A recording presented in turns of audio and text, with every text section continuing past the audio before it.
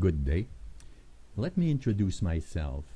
I am the director of the Occupational Health Program at McGill University, where I teach toxicology and health effects of electromagnetism. I have no financial interest in wireless. I am only motivated by the protection of the residents of Illinois. Why do I feel qualified to speak on this question of small wireless facilities? I was trained in physics, but I teach toxicology at the Faculty of Medicine. I also teach health effects of electromagnetism at the Faculty of Medicine. I did laboratory experiments myself on wireless, specifically the carcinogenic and long-term effects of this radiation. In the past, I worked for a power utility and have been hired by Telecom as a consultant on this question of health effects of wireless. So I understand engineering. I am unusual in that 99% of the people you will talk to are simply repeating the lines fed by the telecom industry's management and pamphlets. So let's have a look at electromagnetic radiation. Electromagnetic radiation is divided in two parts. Ionizing, which is the violet part here, and non-ionizing, which is the red part. And this difference along this axis here relates to the frequency of the radiation. This is lower frequency and this is higher frequency. Industry would tell you that ionizing radiation here is dangerous, but that non-ionizing radiation here is inoffensive. But in fact, life is only adapted to the radiation from the sun. This is the range of the radiation that comes to us from the sun. Because all of the rest of this non-ionizing radiation is entirely man-made.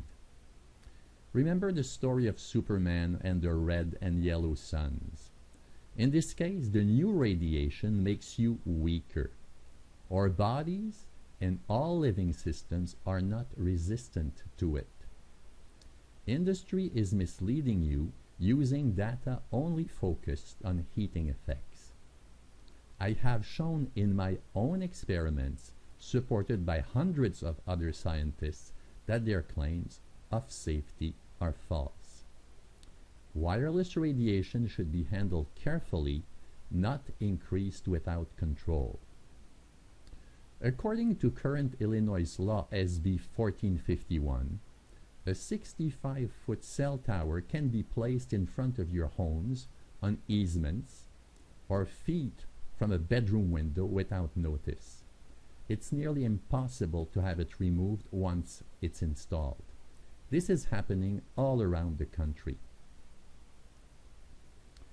The state of New Hampshire has taken more than a year to assess this problem and has recommended that cell phone antennas not be placed closer than 500 meters, that's 1,640 feet, from residences, because evidence says that people within that distance can be victims of health impacts of wireless.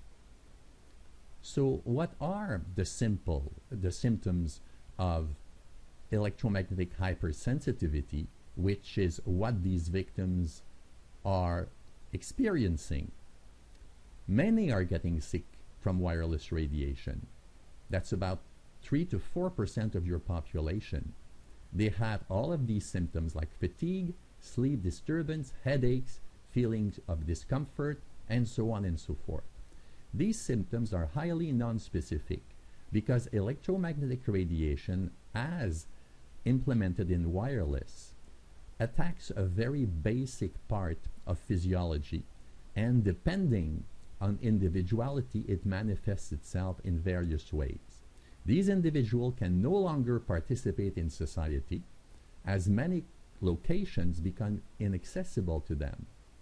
Deployment of more cell phone antennas in your community will further degrade your environment and you will pay in terms of disease, both in short term, that is electromagnetic hypersensitive people, and rapid increases in cancer, and long-term effects, long-term cancer, and chronic diseases.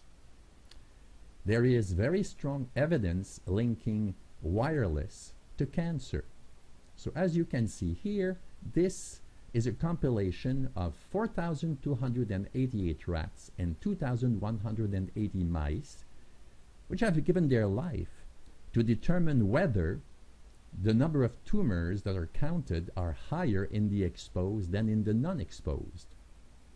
So the recent studies of the National Toxicology Program of the Ramazzini Institute in Italy follow older studies like by Chu, Ripaccioli, and Lurchel that all go in the same direction and say that wireless increases cancer.